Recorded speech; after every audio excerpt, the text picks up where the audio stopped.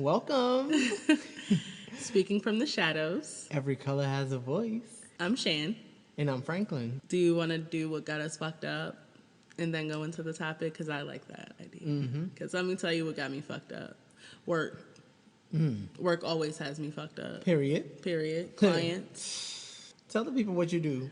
What you do. I'm in the mental health field, working with the general population, very specific to foster care, and that is my whole entire fucking life, basically. Psych. I am also in the mental health field out in these streets as a therapist working with clients, And this is, They got you fucked up? It's a job. Not for many. Not for many. But it is a job. But it's a job. It's fulfilling at times. But it's challenging most of the time. Definitely challenging. Has its rewards for sure. So how did they got you fucked up? Well, so what I do a lot involves court, and I had one of my clients tell me that he was basically changing the visitation schedule that he had that is court ordered. And I was like, oh. Well, you should take that up with your attorney. Because it's not me, bro. Okay. The biggest one, though, same person, texts me in soliloquies, basically, and I love to read them in his voice. Apparently, it took 3 weeks for me to respond to him, and I was going on vacation, and I should have communicated that. However, 2 days before I went out, I'm very sure we had a conversation about how I was going on vacation, which was just a reminder because I knew that I was going to be out the last week of the year for quite some time. But, just me having that conversation with myself out loud. To no other human. In his presence. Never involved. So they got me fucked up. What about you? What's got me fucked up? What's got you fucked up? And this is going to sound a little funny, but people's lack of fucking insight got me fucked up. Come on. People fucking up people over, doing some stupid shit to others without thinking before they act. I mean, a lot of us do it, right? We do. Impulsive. A lot of us do impulsivity. Hey. Which is fine and dandy, right? Sometimes. People are allowed to grow and acknowledge what they've done, right? Which is popping, but we have those people who choose not to. Yes. And we have people who know that they're doing it on purpose, but... And still do it. Blindfold them. So this specifically is talking about a couple. I told you, the couple, they came over to our house. Oh. And she looked visibly uncomfortable. And he... It was giving me, since you fucked up, I'm controlling you from now on. Not a, let me try to help you. Let me try to see what we can do to fix the issue, right? It's just a, nah, fuck you. I'm in control. I forced you to change your number. I forced you to put a picture of both of us. Yeah, the phone is in my name, is what he said. Oh, so what's got me fucked up is the fact that people just choose to not deal with what's going on in the room. The elephant is just there, Pink. know? Hollering. Huge. Sitting. Right there. Right in the middle. Heavy. Smack dab. Getting slapped in the face. And they just choose to not do anything about it. And the thing that kills me is how you gonna talk shit about her to everybody and then go places with her. So who's the real asshole? Come on. Just saying. I'm just like, you putting her on the spot and you're forcing her to be uncomfortable, essentially, to kind of teach her a lesson. But it's really not doing anything because the relationship will not be. What? You're still enabling the behavior because it ain't the first time shit happened. So, again, who's really the asshole? Fucked up. That's what's got me fucked up this week. So that's a good thing to have you fucked up, or a bad thing, depending on how you look at it. Today, our topic is identity. Because fitting, it's our first episode. We'll talk a little bit about our identities and identity in general. So we both have quotes on intersectionality. There is no such thing as a single issue struggle because we do not live single issue lives. And that is by Queen Audre Lorde. Okay, one of my favorite poets, activists. people to walk the earth. I live by quite a few of her quotes, and that one is definitely on point. What about you?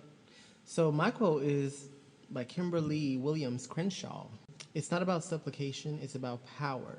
It's not about asking, it's about demanding. It's not about convincing those who are currently in power, it's about changing the very face of power itself. Strong. Very strong. So how do you identify? I identify as a Latino, well, Dominicano, Latino, tú lo sabes, tú lo supiste. I don't speak Spanish. Tú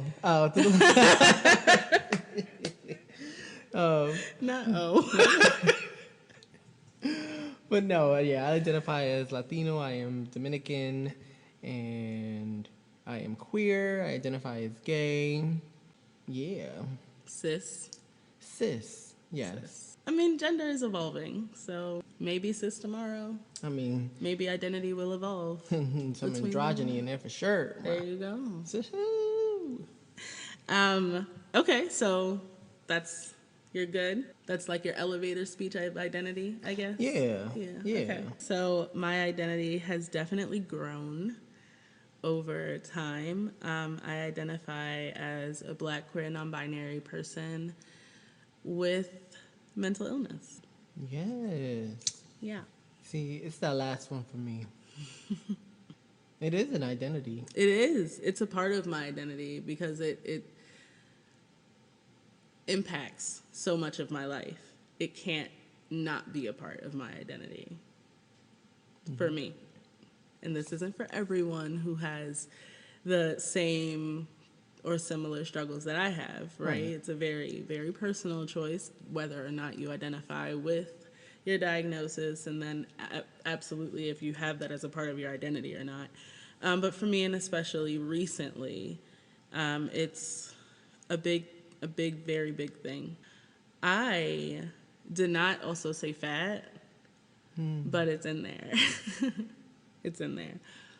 It's actually, I'm pretty sure, Black, queer, non-binary, fat person with mental illness. There you go. Fat, I always forget about, but we've definitely talked about it. We've definitely talked about it. And another one that I tend to forget about, but now I just thought about it, being first generation is huge, right? Because that could be a whole podcast on its own on being first generation, what comes with it.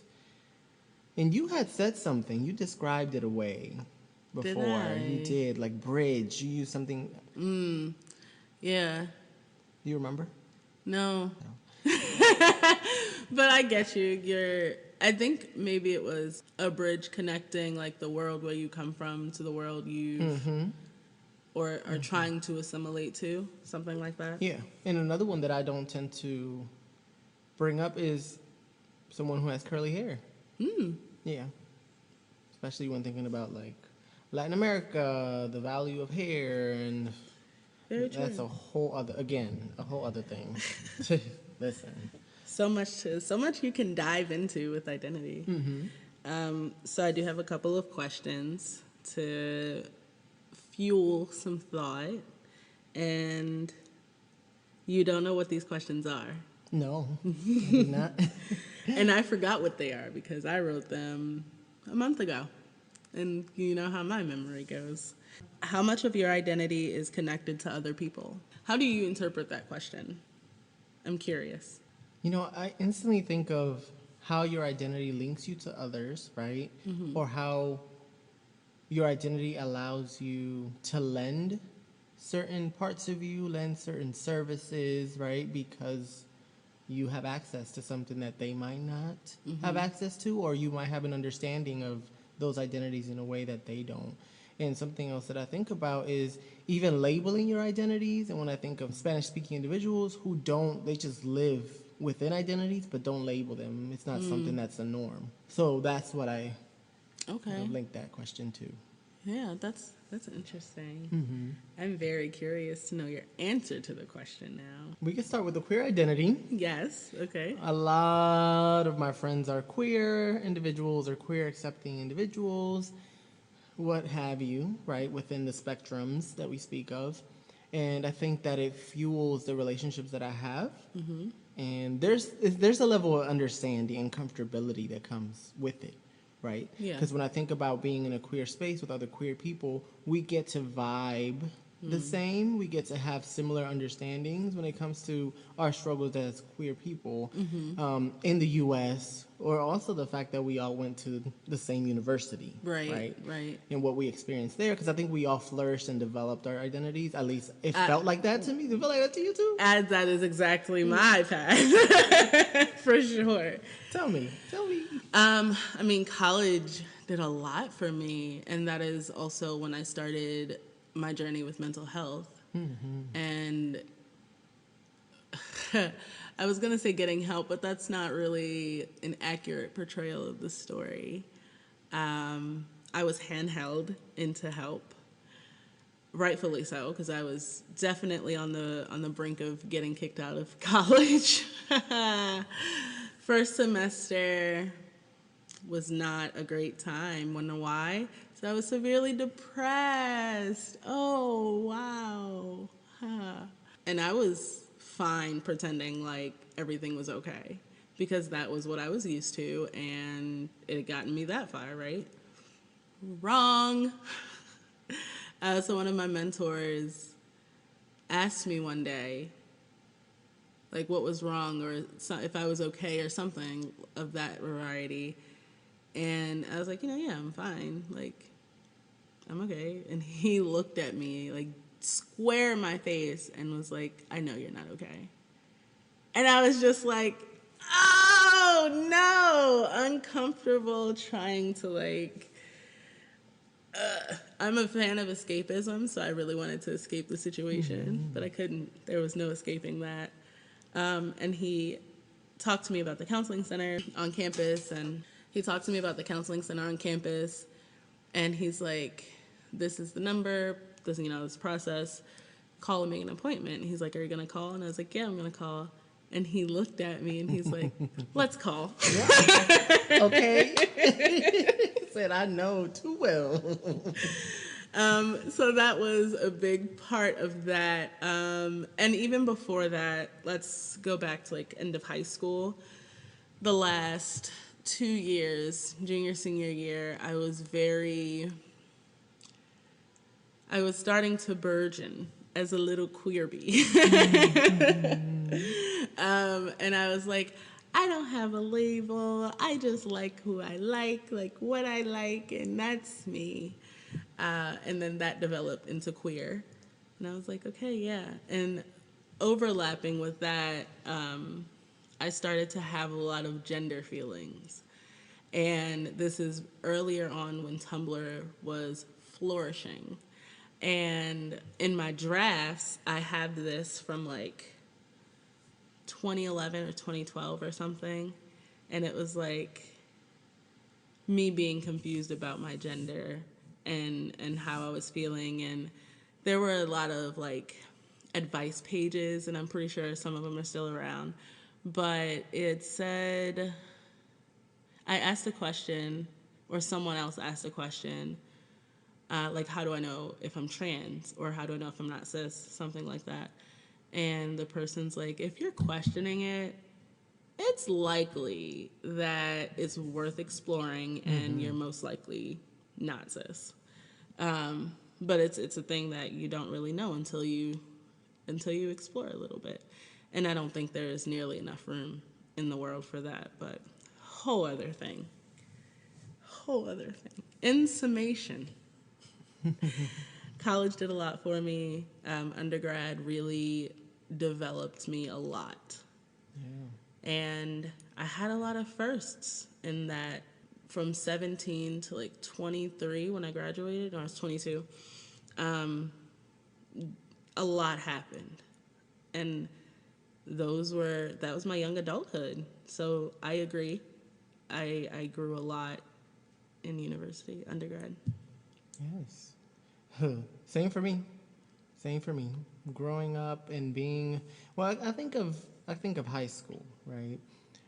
I think of the transition between not knowing any terms, any identities at all, to then learning them. Sometimes you learn them because other people call you those names, and then you're like, what the fuck is this? But that makes sense, right? Yeah. That's what kind of happened for me. People started to identify me. Oh, he's gay. He's this and this and that. And even the identity of fat, that was always attached to me, right? So I guess even that identity impacted the way that I engage, or how I engage with other people, because it had made me, sometimes, I mean, it still lingers here and there, but it makes me question, are people wondering, are people looking at me, right? Do people question my abilities because of it? And I notice, and I've kind of strayed away from it, but I've noticed that something that I do is, oh, you can think about that, you can talk about that. People want to have conversations about people who are of size in negative ways, right? And you hear it. So I'm like, come on, let's dance. I will dance you off. I will dance all night. So my body has nothing to do with my ability, because a lot of people can do a lot of things. Yeah. Right? And another identity, you just bringing it out of me. Another identity is being bilingual. That one for sure can be on this list for me. I was very surprised that you didn't mention Spanish speaking, like being a native Spanish speaker initially. And so we got here. You said we guided. I did not guide you. You guided yourself. But your question guided both of us, right? That is fair. And I think that being bilingual, yeah, that one for sure. From a child, it's just, this is the resource that you provide. This is how you help us grow, and this is how you help me interpret information, help me communicate with other people, help me pay things. And it can be a lot. It can be a lot. It kind of shifts you from kind of being in crisis mode. It does show up here and there, right? It shifts you from being in crisis mode to learning how to use that in all spaces, right? Because I can say that, yeah, it might have been hard, and I learned from it, but now I can utilize it. Yeah. And there's a lot of value for me in that identity. Sounds like it's empowering. Period. And I think I think that is great, because I get to help people around me. Yeah. So, and I'm throwing out an assumption, which I know is true. Would you say then that being bilingual is very intertwined with your experience as a first generation? Without a fucking doubt. Yeah, I know. Without a fucking doubt, because I can tell you that my siblings will not have to experience the same things that I experience at all. I think I remember having like a conversation similar to this with you about CODAs, Children of Deaf Adults, having a very similar experience where the oldest person often serves as like a connection between the deaf world and the hearing world, and That's when you said yep.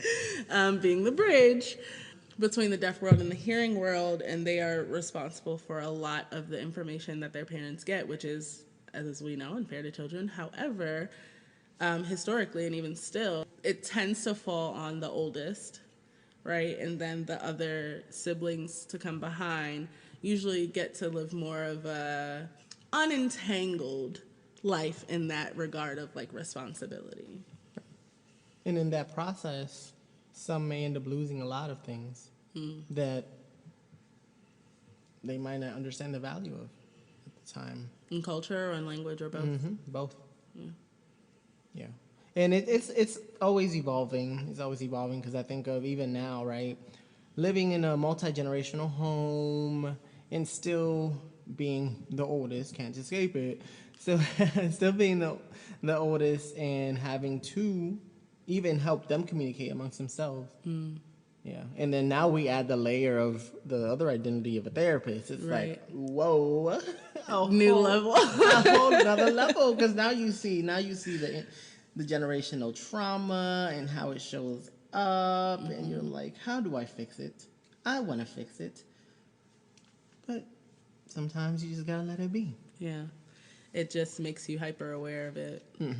And you know what to look for, so it's like you can't unsee it, even if you're not looking for it half the damn time. Yeah. And I guess something else that I would add about the queer identity is that it impacts my comfortability in certain spaces, and I limit myself sometimes because of it. My mannerisms, the way I speak, just being in a lot of heteronormative spaces can be draining. Can be draining, but I've learned to just speak up and say what the hell is on my mind. I ain't saying nothing wrong.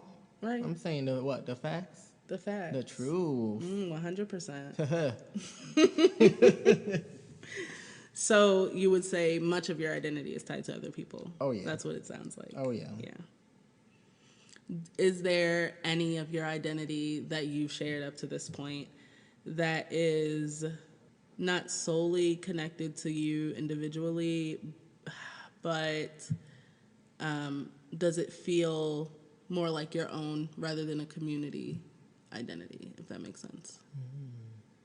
And you can take some time to stew on that if you need to, because I know it's a big question. And I'll answer the question. Please do. The first question, how much of my identity is tied to other people? A lot of my identity is tied to other people, and like you touched on, a lot of my identity was given to me. Even queerness in a way, because when I was growing up, I didn't look like a stereotypical little girl, and I am AFAB, female assigned at birth. And so people would mistake me for a little boy sometimes, or mistake me for a little boy sometimes. Now it's like, euphoria for me. But back then it was definitely confusing and a little. I remember this one time specifically walking behind this dad and his son. And I can't remember what they said exactly, but I remember the kid being like something like he said either a boy or girl, and then dad said the opposite. So however that exchange went. And I was just like, And I think maybe that's the first time I really paid it attention, and that was more tied to my expression and not my identity, but my expression back then wasn't even my own because I didn't buy my own clothes. I didn't dress myself for the most part. So it's very nuanced, and I've spent a lot of the last decade of my life reworking things that have been sort of throughout my life, right, in identity formation. And so some of that I've taken back in a way or reclaimed, and it's more connected to me than it is to other people. But foundationally, it's still connected to other people, if that makes sense. That makes perfect sense. Okay. It's like you're describing, it starts off being linked to others, right? Because of how others view identities, the way they navigate the world with identities, and now it's like, oh no, this is for me, right? This is for me. I know me. Yeah. I have been able to identify myself, and no one else can do it. Right. No one else can take that from you. Right. People, go ahead. No, you go. Oh, I was just gonna say, people love to label, but act like labels don't exist. Yes, they do. Yes, they do. I was going to talk about the younger generations coming up behind us, right? Because I think they are very much so in that space of self-identifying, whereas the generations before them, our generation included, though I think we were the ones, well, no, I would argue that before us even, but probably like our parents' generation is really where you started to see that like pushback and like break away from traditionality. But of course, and I mean on a grander scale, right? Because in smaller communities or in smaller numbers, these things were always happening. There was always that pushback, that rejection of tradition or the norm. But for it to happen on such a grand scale, I think really happened with like our parents, for a lot of us anyway. My mom was born in the 50s, so late 50s. My father was born in the early 50s, so. You said that, and the first thing that came to mind is music. Hear me out. Hear me out. Music is linked to so many people in my life, right? But I think that there's like a small box that I hold dear to myself that I open and kind of like share. And when I say music, I mean like more of like traditional songs from Dominican Republic. Okay. Right, like songs, because we can think like bachata, we can think merengue, and instantly a lot of people think of mainstream artists or artists that are vastly heard in the U.S., right? Yeah. But I'm like, no, the foundation was over there, and there are a lot of songs that are not regularly listened to that need more attention. For sure. So I think of it as like a box. Those songs are there, and it helps me to feel the room and provide those songs to people. But at the same time, when I'm in those spaces, a lot of people don't sit down and figure out who the artist is, right? They don't sit down and maybe save the song for later. So these are like, I like to call them secret songs that I keep for myself, right? And it just keeps growing and growing and growing. And depending on the mood, I can share and open that box with people. But a lot of times, those songs tend to stay with me.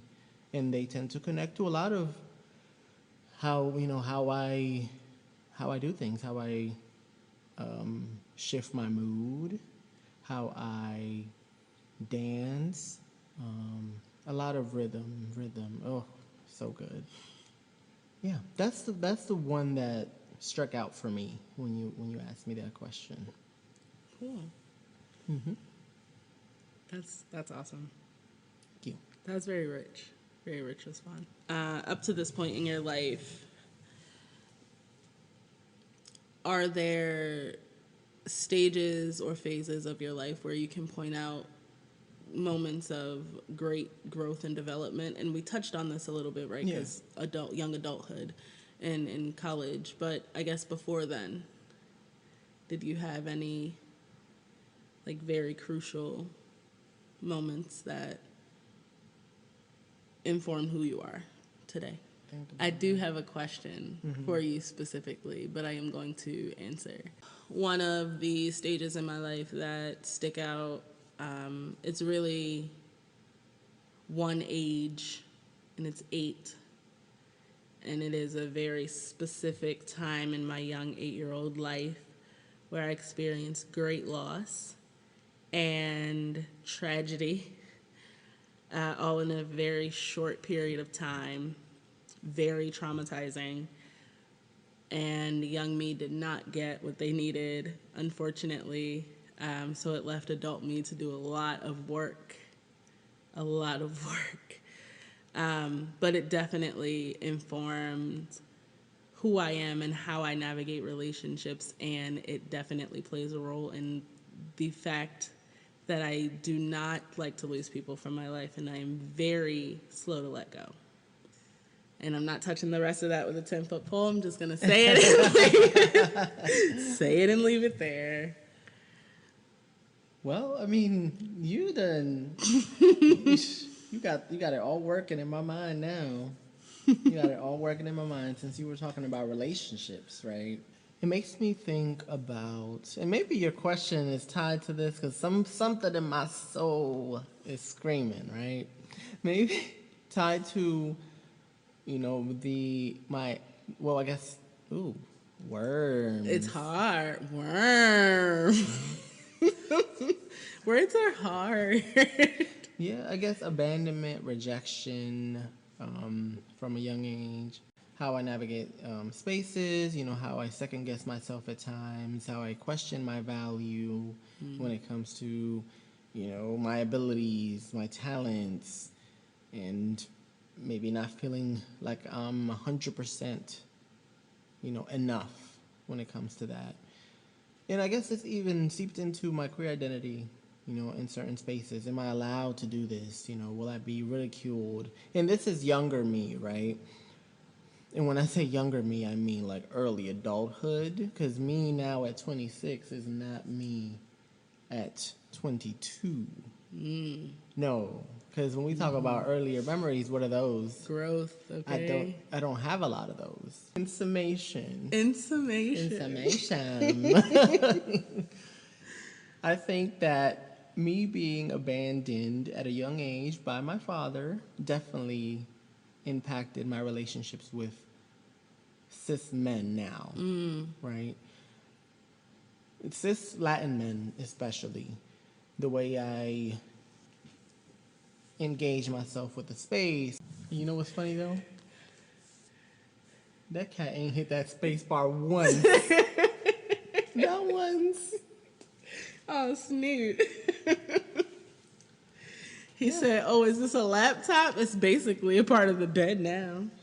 This is not live. This is not live. It's not live. Just him crawling across. It's not live.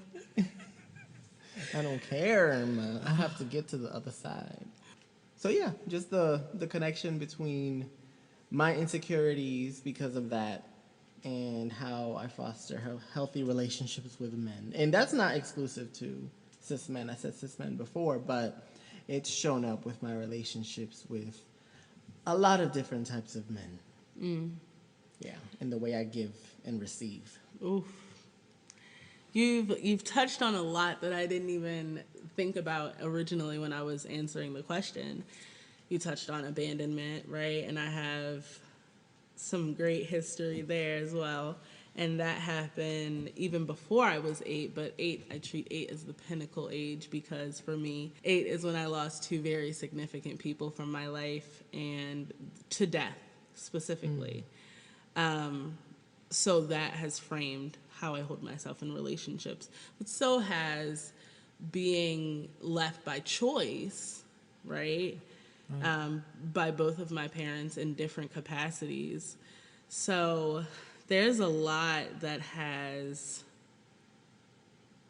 informed who I am and how I navigate relationships and how I hold myself for sure.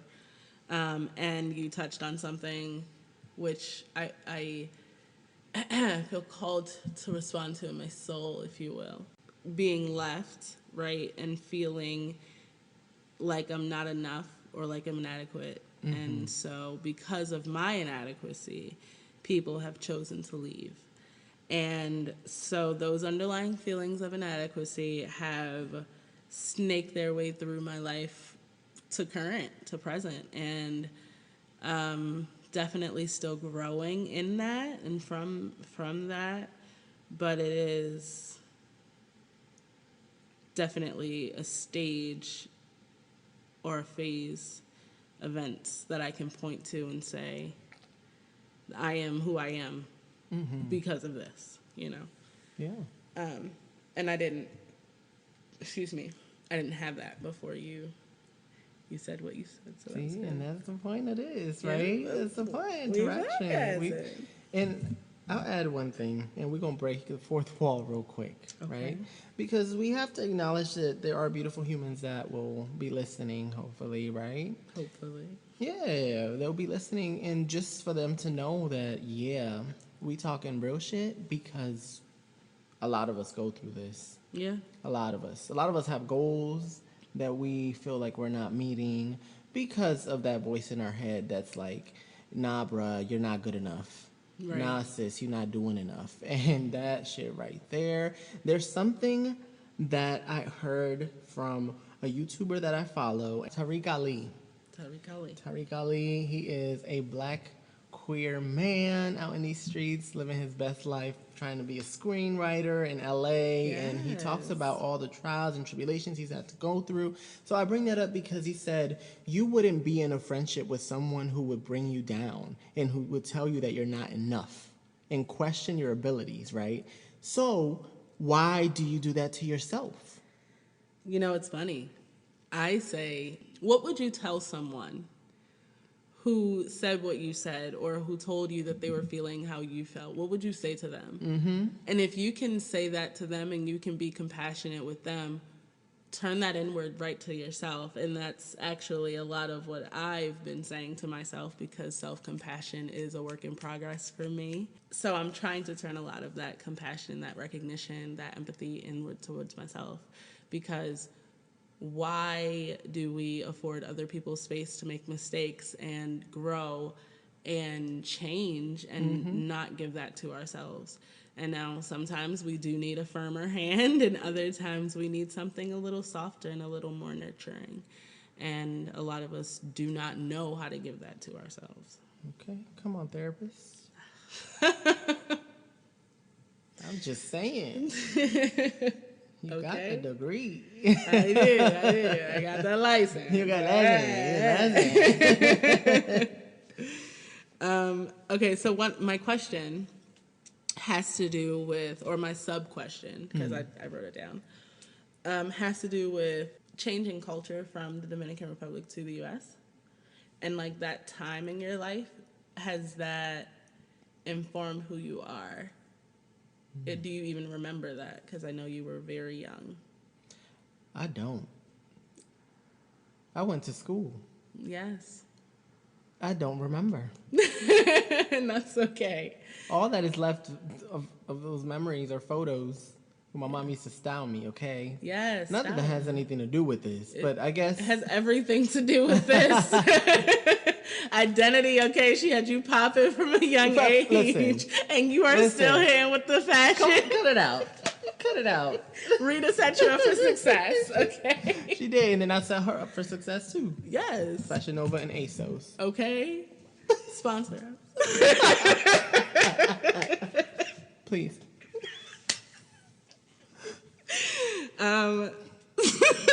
You're too much. Last question.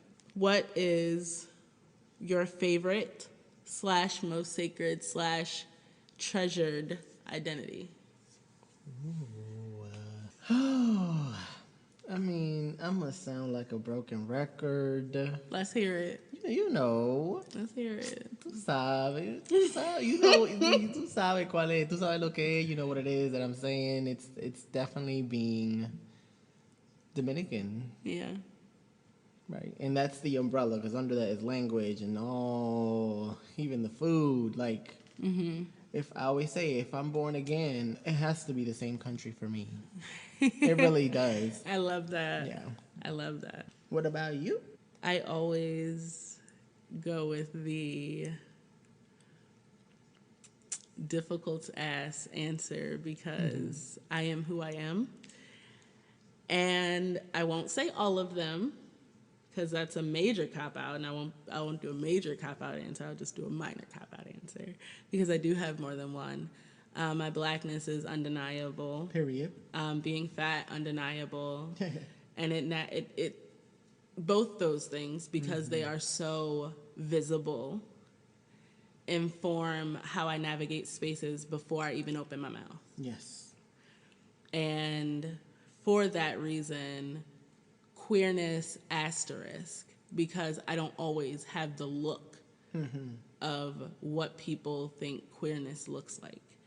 And there's been a journey that I'm on with dysphoria. It is some new stuff going on, some old stuff resurfacing. It's just a wild ride that I am thankful I have health insurance for, because the therapy is real. The therapy is real. And in that vein, mental health and being a person who struggles with mental health is another very sacred identity, because it 100% has affected my life. It impacts my family. There's like genetic predispositions that I have to certain things that cause me to be very cautious in some regard. So I'll say those 4. But for a very good reason, all 4 of them. Most sacred, most treasured. Every identity that I possess is my favorite. Oh, yeah. And one I didn't even touch on or talk about is being an artist. And we're both artists. Mm-hmm. I'm a poet. I sing somewhat, a little bit. So, and there's a lot of that even in how I see the world and how I walk through life and navigate and my life as a professional also, because my profession is a lot of how I see other people, even when I'm not even trying to. Mm-hmm. You did that. I did. No, you did that. You were talking about health. And I'm like, health is multi-dimensional. Holistic, baby. Okay. All of it, top to bottom, inside out. Health is literally top to bottom, inside out. Bottom to top too, shit. Outside in. Health is holistic. It has to be holistic. Unless you live in a Western mentality, in which case. What happened? What was that? Who said it? I don't know who said it, but they said, you know what they said? What they say? We gonna quote Denzel Dion from YouTube. They said, I said what I said what I meant, and I meant what I said. I love it. Period. You brought up a topic that can be added in. I know you're gonna be like, yes. Access. Access. You brought up insurance, right? Whew. If y'all want to know about that, if y'all want to get into it, y'all let us know. You know, we gonna have an Instagram. I just want you to know, and we gonna find like the most dope section that we like, and we gonna Okay. Yeah. Vision. Yeah. Time endless. I wish we had it so I could tell them. We're so silly. We are. But if you want to get into that, let us know. If you have any suggestions, let us know. We will update y'all. Yes, we are growing and progressing out here, and we transparent. So we are a small podcast. We are still working on the foundation with multi social media platforms. So we will let y'all know. We will let y'all know when all of that is up and running. It should be up and running next time. We got another one for you. Hey. So stay tuned. You got something to say, Shan? Yes, because we have one last thing to do. Period. Current favorite song. I knew it. I was so ready. I was so ready. Ooh, you can go. Okay, well, mine is one I've been singing all damn day. The Weeknd, SZA. Oh, what about it? Current what brought favorite. it up? First of all, SZA, period. But like, yes, yes, and yes. But The Weeknd, she just be hitting, cause you that 9 to 5, and I'm The Weeknd. Tuesday, Wednesday, Thursday, then just send him my way. Baby, I'll keep him satisfied through the weekend. Come on. Current favorite. So many. Just to give visual information, my cat has joined us. And get out of here. No, him crying at the door, though, that was just the worst. But he's now under our little table, like stretched out, and he's so cute. It's my baby.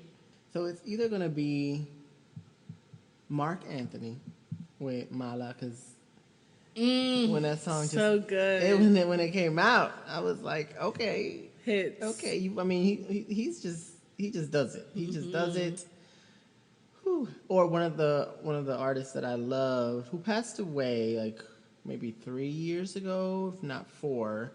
He's a Dominican artist, Oscar Sarante, Amor a Medio Tiempo. So on that note, I don't have anything else to add, but I do want to thank all of our listeners for listening. Yes, thank you. Define yourself for yourself. Use your voice. And be great.